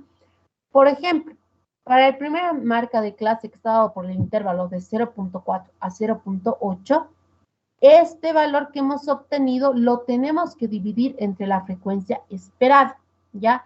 Realizando la división como tal nos da un valor de 6,4849, ¿ya? De la misma manera realizamos para los demás valores que comprenden la marca de clase total. Como nosotros no queremos hallar el estadístico de prueba parcial para cada marca, sino hallar el estadístico de prueba total, ¿qué nos dice la fórmula? Tenemos que realizar la sumatoria de todos los valores que se encuentran en la última columna. De esta manera vamos a hallar el estadístico de prueba, que va a ser el chi cuadrado, el cual, de acuerdo a la tabla, nos da un valor de 13,7799, ¿ya? Y bueno, acá también tengo denotado una parte ya más manual de lo que he realizado, que bueno, realizando esta parte, la sumatoria nos debería de dar el mismo valor que hemos obtenido mediante la tabla, que es 13,7799, ¿ya? Entonces acá como ya tenemos el estadístico de prueba, Ahora queda hallar el estadístico teórico. ¿Ya? El estadístico teórico, como ya lo habíamos mencionado, va a ser la distribución chi cuadrada, donde los grados de libertad van a estar dados por K menos M menos 1. ¿Ya? Sabemos que K, acá tenemos la nota, son el número de categorías que se encuentran dentro del problema. ¿Ya? Yo les decía acá, para determinar el número de categorías, una de las maneras más fáciles para identificar es fijarnos en el número de observaciones que tenemos en nuestra frecuencia observada. Ya, por ejemplo, acá yo les decía, ¿no? Para determinar el número de categorías, nos fijamos en cuántas frecuencias observadas tenemos. Acá, por ejemplo, si realizamos el conteo, tenemos 1, 2, 3, 4, 5, 6 y 7. Como tenemos 7 frecuencias observadas, el número de categorías va a tomar el mismo valor, va a tomar el valor de 7, ¿ya? Entonces, en esta parte ya tendríamos denotada nuestra primera variable que corresponde a la variable K. Posterior a ello, tenemos que denotar la variable M. La variable M que nos dice que es el número de parámetros estimados a partir de los datos muestrales. Entonces, nosotros nos preguntamos, ¿hemos realizado alguna estimación? No. ¿Por qué? Porque el problema como tal ya nos daba el valor de la media poblacional, ya nos daba el valor de la desviación estándar poblacional. Como estos dos valores ya los conocíamos, nosotros no hemos realizado ninguna estimación. Por lo tanto, M va a tomar el valor de 0. ¿Ya? Entonces, para este problema tendríamos 6 grados de libertad. ¿Ya? Porque K está tomando el valor de 7, M está tomando el valor de 0 y sabemos que a todo esto le tenemos que restar menos 1. Ya restando menos 1 nos va a dar 6 grados de libertad. ¿Ya? Ya contemplando ello, lo que queda acá es hallar el estadístico teórico, contemplando grados de libertad igual a 6 y a un nivel de significación del 1%, el cual nos dice que el estadístico teórico es igual a 16,81. ¿Ya? Como ya conocemos este valor, realizamos el tercer paso, partimos de la gráfica del estadístico teórico y dentro de esta gráfica ubicamos el estadístico de prueba. Ya, como vemos que el estadístico de prueba está cayendo en la región de aceptación, gráficamente se acepta la hipótesis nula. Y bueno, realizando otro análisis por las regiones de rechazo, tenemos que probar que el estadístico de prueba sea mayor al estadístico teórico. Ya, como no se cumple la condición, decimos que se acepta la hipótesis nula. Ya, entonces, ya al aceptar la hipótesis nula, rechazamos la hipótesis alterna y nuestra conclusión va a venir dada de la siguiente manera. A un nivel de significación del 1%, podemos concluir que el tiempo de vida de las 20 bombas de combustible se distribuye de acuerdo a una distribución normal, con parámetros la media 1.8 y desviación estándar de 0.4. Es decir, acá, en resumen, que la frecuencia observada que nos daba el problema se ajusta a una distribución normal. Y acá ponemos, ¿no? Debido a que se acepta la hipótesis nula. Y bueno, eso es básicamente en cuanto al primer ejercicio que contempla este tema, ¿no? De bondad de ajuste. Pero también acá es importante recalcar cómo se realiza el procedimiento mediante el Minitab, que esto les va a servir bastante para realizar su proyecto. Ya si bien no les va a dar la oportunidad de poderlo emplear en su examen, lo van a emplear en cuanto a su proyecto, ya que en su proyecto tienen que realizar el análisis empleando el Excel, empleando el Minitab y todos los programas que puedan emplear, ¿ya? Entonces esto vamos a explicarlo también cómo se realiza mediante el Minitab. Para ello me voy a ir al Minitab y lo que voy a hacer es ingresar los datos, ¿ya? Como estamos en el primer ejercicio y tenemos que realizar el cálculo mediante el Minitab, yo les decía que para realizar mediante el Minitab tenemos que comprobar que las probabilidades nos den la unidad, ¿ya? Entonces acá lo que he hecho yo, tengo acá ya denotado los ejercicios y digo, ¿no? Acá tengo el cálculo de la probabilidad, pero estoy ya realizándolo mediante el Excel. Y bueno, si yo realizo, por ejemplo, para cada uno de los valores, empleando la fórmula general de la probabilidad, yo diría que la sumatoria como tal me daría el valor de 0.9995. Ya no me está dando la unidad. Es por ello que si yo lo ingreso de esta manera los datos al Minitab, me va a salir que no se puede realizar el cálculo porque la sumatoria de las probabilidades no nos da la unidad. Es por ello que siempre tienen que verificar que su probabilidad de la sumatoria igual a 1, ¿ya? Entonces, en esta parte, para que me dé la sumatoria igual a 1, el último dato lo he realizado por ajuste, ya que era lo que explicábamos en la diapositiva. Entonces, acá los valores que vamos a ingresar al Minitab para realizar este procedimiento van a estar dados por estos dos valores que van a ser la probabilidad esperada y la frecuencia observada. Me voy a la parte del Minitab, ingreso estos dos valores. Antes voy a borrar esto. Ingreso estos dos valores y una vez ingresado la probabilidad esperada y la frecuencia observada, lo que vamos a hacer es irnos a la pestaña donde dice estadísticas. Ya dentro de esta vamos a buscar la opción donde dice tablas y acá ya nos aparece la opción para realizar pruebas Chi cuadradas o también conocidas como pruebas de asociación. ¿Ya? A ver, en un momento, vamos a volver a repetir, nos vamos a estadística, a tablas, perdón, es esta, prueba Chi cuadrada de bondad de ajuste. La otra la vamos a estar empleando para otra distribución, ¿ya? Es pruebas Chi cuadradas de bondad de ajuste, y acá lo que tenemos que hacer básicamente es ingresar nuestros datos, ¿ya? Donde dice conteos observados es la frecuencia observada, ya que nosotros sabemos que esta está almacenada en la columna 2, así que hacemos mención. En esta parte no voy a guardar los datos.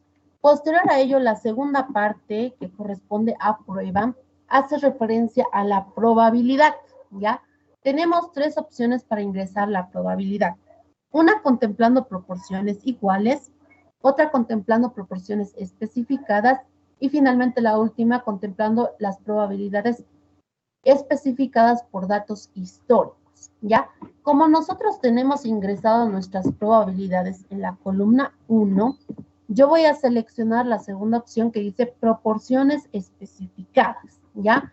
Y acá voy a hacer mención que mis probabilidades se encuentran en la columna C1. Y ya con ello me voy en esta parte, si es que quieren que les dé alguna gráfica, seleccionan, como no es el caso mío, lo voy a deseleccionar. Finalmente le doy en aceptar y ya acá lo que va a hacer el Minitab es básicamente realizar la bondad de ajuste contemplando los datos que hemos ingresado. Ahora, los valores que nosotros tendríamos que comparar de esta tablita sería el estadístico de prueba, que acá nos dice, ¿no? De acuerdo a una distribución chi cuadrada, el valor del estadístico toma este valor, ¿no? 13,7799. Y bueno, lo que acá tengo yo es básicamente la comparación, ¿no? Acá tengo el valor que hemos obtenido de manera manual, que es 13,7799, y el cálculo que hemos obtenido mediante el Minitab, que el estadístico es el mismo, ¿no? 13,7799. Pero también acá podemos aprovechar el valor de P que nos da el Minitab, que es básicamente el épsilon, ¿no? Pues acá también podríamos hacer ese análisis y podríamos verificar esta condición, que el épsilon sea mayor al nivel de significación. Ya, el épsilon acá nos dice que es 0.032. Ya, el nivel de significación, si no me equivoco, volveremos a la lámina anterior, es del es del 1%, ¿no? Entonces acá alfa estaría tomando 0.01. Y bueno, lo que acá estamos haciendo es comparar que sí se cumple esta condición, que el epsilon es mayor al 0.01.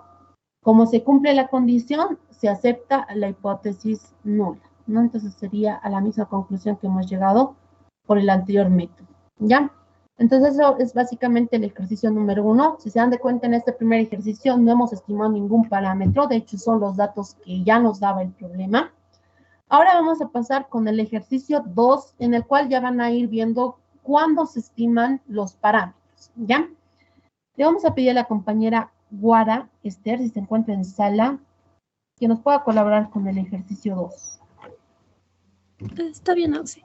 Se mide el número de partículas que llega a una determinada zona procedentes de una sustancia radioactiva en un corto espacio de tiempo, siempre igual, anotándose los resultados en la siguiente tabla. Se puede aceptar que las partículas radioactivas que llegan a una determinada zona siguen una distribución de Poisson. Perfecto. Gracias, Guara. ¿Ya? Entonces, nuevamente, ¿no? Yo, como les decía, una de las palabras para identificar este tipo de problemas es que nos diga que se distribuye de acuerdo a una distribución. Acá nos dice de acuerdo a la distribución de Poisson. ¿Ya? Entonces, esta palabra nos da como que un indicio que tenemos que emplear la prueba de bondad y ajuste. ¿Ya? Entonces, para resolver el problema como tal, inicialmente vamos a definir nuestra variable. Nuestra variable va a venir dada por la variable x, que va a representar el número de partículas que llega a una determinada zona, ¿ya? Comenzamos por el primer paso, que viene a ser el planteamiento de la hipótesis. ¿Qué nos decía el problema como tal? Volvemos a la lámina anterior. Siguen una distribución de Poisson, eso es lo que nos pregunta. Comenzamos con la formulación de la hipótesis alterna, en la que decimos que el número de partículas no se ajustan a la distribución de Poisson, ¿ya? Esto lo vamos a contrarrestar con la formulación de la hipótesis nula, en la que decimos que el número de partículas se ajusta a la distribución de Poisson, ¿ya? Ya con estos dos vamos a pasar al siguiente paso, que es la identificación del estadístico de prueba. Que bueno, como su mismo nombre lo menciona, es una prueba G cuadrada. Y acá decimos que para el cálculo del estadístico de prueba empleamos la misma fórmula. Va a ser la sumatoria de la frecuencia observada menos la frecuencia esperada elevado al cuadrado dividido entre la frecuencia esperada, ¿ya? Como siguiente paso, realizamos, como ya lo habíamos mencionado acá, necesitamos dos valores. Uno es la frecuencia observada, que el problema ya no nos da, y otro que es la frecuencia esperada, que no la conocemos. Sabemos que la frecuencia esperada es la multiplicación de n por la probabilidad esperada. Entonces, para calcular la frecuencia esperada necesitamos n y la probabilidad esperada. Como este valor no lo conocemos y este valor lo podemos calcular, entonces inicialmente vamos a calcular la probabilidad esperada. Para el cálculo de la probabilidad esperada tenemos que contemplar cuál es la distribución o cuál es la ecuación de la distribución de Poisson, ¿ya? Acá tenemos la ecuación como tal. Sabemos que la distribución de Poisson tiene como probabilidad esta ecuación, ya en la parte del numerador, lambda elevado a x, que x es la marca de clase, multiplicado por e elevado a menos lambda, dividido entre x factorial, ¿ya? Entonces, si analizamos la distribución de Poisson, la distribución de Poisson tiene un solo parámetro, ya que este parámetro está dado por el lambda. Ya entonces está dado por lambda. Si nos vamos a la parte del enunciado del problema, no nos hace mención nada en ninguna parte del problema a qué va a ser igual este lambda. Ya como no tenemos el valor del lambda y tampoco en el enunciado nos dice algún indicio en el cual nosotros nos podamos basar para considerar este valor, como no tenemos ningún dato, decimos que este valor nosotros no lo conocemos, ¿ya? Entonces, como no lo conocemos, para calcular la probabilidad necesitamos tener un valor para poder calcular esta probabilidad.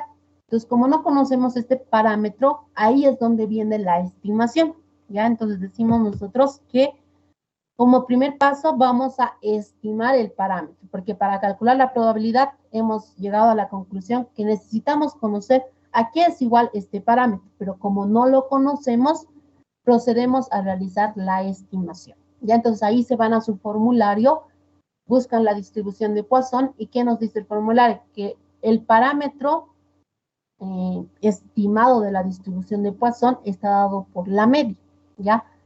Y acá que nos dice la media en cuanto a fórmulas, nos dice que si queremos realizar el cálculo de la media contemplando la frecuencia observada, este es igual en la parte del numerador, la sumatoria de la frecuencia observada multiplicado por la marca de clase, dividido entre n, donde n sabemos que es el tamaño de la muestra, ¿ya? Entonces acá nosotros tampoco sabemos a qué es igual n, ¿ya? Entonces va a ser el primer valor que vamos a calcular.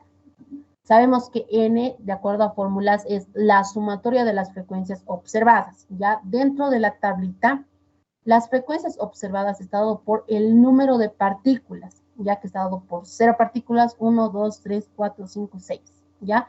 Entonces, esto viene a ser la marca de clase. Y este que dice número de periodos de tiempo vendría a ser la frecuencia observada, ¿ya? Entonces, para calcular inicialmente n, vamos a sumar las frecuencias observadas, que acá tenemos los valores como tal. Realizando la sumatoria decimos que n va a ser igual a 920, ¿ya? Como ya tenemos el valor de n, ahora sí podemos estimar nuestro parámetro, ¿ya? ¿Qué nos dice la fórmula? En la parte del numerador tenemos que multiplicar dos valores, ¿ya? La marca de clase por la frecuencia observada y realizar la sumatoria. Entonces acá lo que he hecho es básicamente ese procedimiento, es realizar la multiplicación de la frecuencia observada por su marca de clase y he realizado la sumatoria. En cuanto a la parte del denominador, nos dice que tenemos que reemplazar el tamaño de la muestra, que viene a ser n, ¿no? Que acá ya hemos hallado ese valor, es igual a 920. Posterior a ello, realizamos la división y a la parte del numerador la suma, y con ello determinamos que nuestro parámetro va a tomar un valor de 1.2435, ¿ya? Entonces acá ya hemos obtenido ese valor que corresponde al parámetro. Y como ya conocemos el parámetro, ahora sí podemos calcular la probabilidad esperada, ¿ya? Para el primer caso es 1.2435, que corresponde a lambda. Lo elevamos a la marca de clase. Inicialmente estamos evaluando cuando x toma el valor de 0. Y de la misma manera lo multiplicamos por e y lo elevamos a menos lambda, que ya tenemos ese valor. Y en la parte del denominador, como estamos contemplando que x es igual a 0, va a ser 0 factorial. Acá realizamos el cálculo correspondiente y decimos que la primera probabilidad que corresponde a la marca de clase x igual a 0, la probabilidad está dado por 0.2884, ¿ya? De esta manera nosotros vamos a ir calculando para las demás marcas de clase, ¿ya? Es decir, cuando x es igual a 1, la probabilidad es igual a 0.3586. Cuando x es igual a 2, la probabilidad es igual a 0.2230. Que lo que estoy haciendo acá simplemente es reemplazar dentro de la fórmula, ¿no? Y de la misma manera, cuando x es igual a 3, la probabilidad nos dice que es 0.0924. Cuando x es igual a 4, la probabilidad es igual a 0.0287. Cuando x es igual a 5, esta probabilidad corresponde al valor de 0.0071. Cuando x es igual a 6, la probabilidad es dado por 0.0015. ¿Ya? Nuevamente, tienen que sumar todas las probabilidades que corresponden a cada marca de clase y verificar si nos da la unidad, ¿ya? Entonces acá yo, realizando la verificación, he comprobado que no nos da la unidad. Por lo tanto, la última marca de clase, que corresponde a cuando x es igual a 6, lo voy a realizar por ajuste, ¿ya? Realizándolo por ajuste, me dice que la probabilidad cuando x es igual a 6 es igual a 0.0018. Entonces, este valor va a ser el que yo voy a considerar para calcular el estadístico de prueba, ¿ya? Entonces, en esta parte ya tengo construida la tablita, que es el mismo procedimiento que hemos hecho en el ejercicio anterior. Denotamos la marca de clase, como la marca de clase está dado por un solo valor. Posterior a ello, la probabilidad esperada, la frecuencia observada, calculamos la frecuencia esperada, que va a ser la multiplicación de la probabilidad esperada por el tamaño de la muestra, ¿no? Para cada uno de los valores. Una vez calculada la frecuencia esperada, calculamos la resta de la frecuencia observada menos la frecuencia esperada. Siguiente paso, lo elevamos al cuadrado. Siguiente paso, este valor lo dividimos entre la frecuencia esperada. Y acá lo que hacemos es básicamente hallar el estadístico teórico de cada marca de clase, o podríamos decir el aporte que cada marca de clase le va a dar al estadístico de prueba, ¿ya?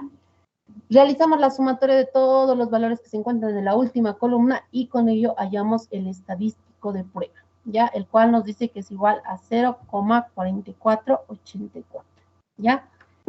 De la misma manera, acá he puesto una denotación ya más escrita de qué es el procedimiento que he realizado. Y bueno, acá el resultado que hemos obtenido, que es 0,4484, ¿ya? Entonces, como ya tenemos el estadístico de prueba, hallamos el estadístico teórico, ¿no? Y ya habíamos dicho, el estadístico teórico está dado por una distribución chi cuadrada. donde es importante denotar dos factores, los grados de libertad y el nivel de significación.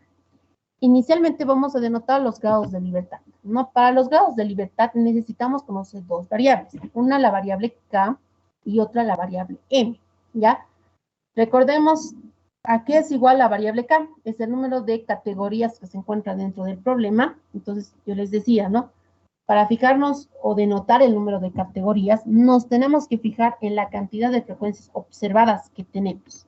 Para ello, nos fijamos en nuestra tablita. Sabemos que esta de acá es nuestra frecuencia observada. Nos fijamos cuántas frecuencias observadas tenemos. Tenemos 1, 2, 3, 4, 5, 6 y 7. Por lo tanto, tendríamos 7 categorías, así que K va a tomar el valor de 7. Posterior a ello, tenemos que denotar nuestra variable M, ¿ya? Nuestra variable M, acá nos dice, es el número de parámetros estimados a partir de los datos muestrales. Entonces, nosotros recordemos el procedimiento que hemos realizado. Nosotros no conocíamos lambda, y para conocer el valor que toma lambda, hemos realizado la estimación de este parámetro. Por lo tanto, acá decimos cuántos parámetros hemos estimado. Hemos estimado un solo parámetro que correspondía a lambda. Por lo tanto, M va a tomar el valor de 1, ¿ya? Entonces, acá como M ha tomado el valor de 1, decimos que los grados de libertad para la distribución chi cuadrada va a ser dado por 7 menos 1 y menos 1, lo que nos da 5 grados de libertad. También acá el problema nos decía trabajar con 3% de nivel de significación. Con esos dos valores calculamos el estadístico teórico de una distribución chi cuadrada, el cual nos da un valor de 12,37, ¿ya? Como ya tenemos estos dos estadísticos, realizamos el tercer paso, que es la contrastación. Partimos de la gráfica del estadístico teórico y dentro de esta gráfica ubicamos el estadístico de prueba. Como se puede visualizar en la gráfica, el estadístico como tal está cayendo en la región de aceptación, así que gráficamente aceptamos la hipótesis nula. En cuanto a las regiones de rechazo, está probar que el estadístico de prueba sea mayor al estadístico teórico, reemplazamos valores y vemos que no se cumple esta condición, ya que 0,4484 no es mayor a 12,37. Como no se cumple, se acepta la hipótesis nula. Al aceptar la hipótesis nula, rechazamos la hipótesis alterna.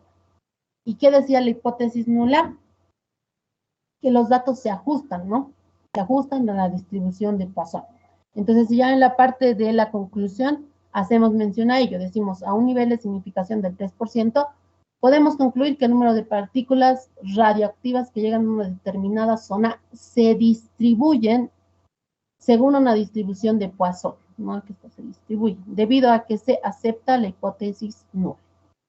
Y bueno, eso era básicamente el segundo problema, que bueno, acá también yo tengo el resultado que se ha obtenido mediante el Minitab, ¿ya?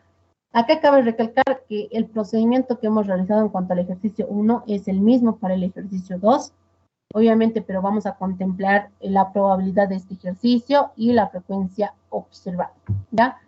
Con esos dos debería de darles un estadístico chi cuadrado de 0,448353, es el valor que me da el Minitab, que obviamente redondeando nos va a dar el mismo resultado que hemos obtenido resolviendo el problema, ¿ya?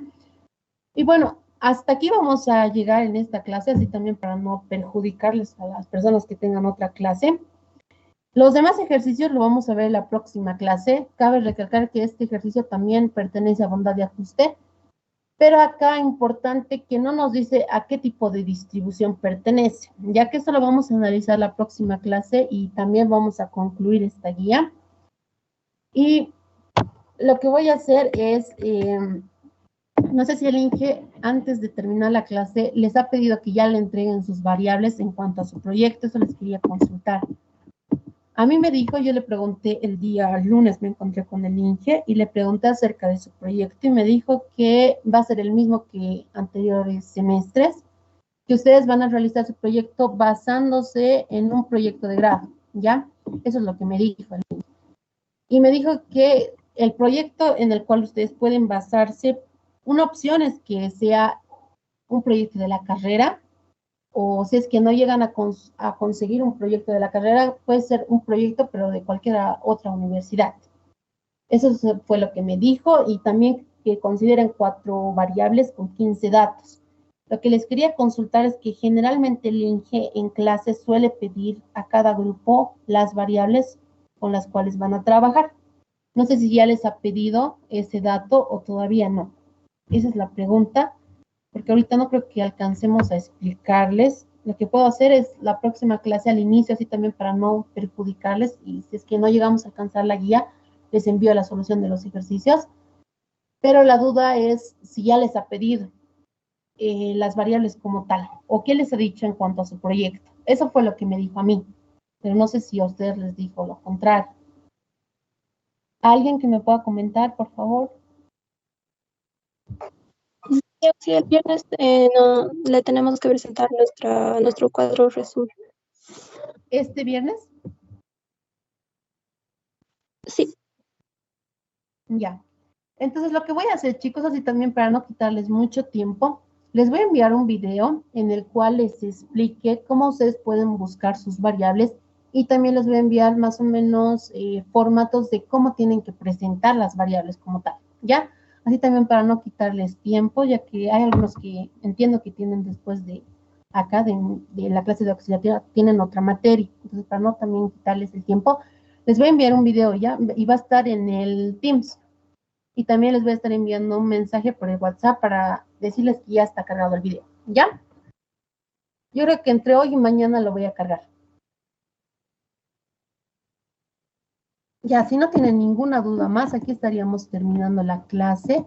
Que tengan un buen resto del día, y nuevamente la práctica de ANOVA va a ser para el próximo sábado. Y al próximo sábado les voy a dejar una práctica que va a contemplar todo el tema de estadística no paramétrica. Ya como no hemos concluido todavía la guía y también nos falta ver más pruebas, entonces la próxima clase les vamos a estar viendo más ejercicios, y también les voy a dejar una práctica que se va a ser la última práctica, ¿ya? Entonces nos vemos en la próxima, que tengan un buen resto del día. Hasta luego. Gracias, Axel. Hasta luego, sí. Gracias, José. Eso sí.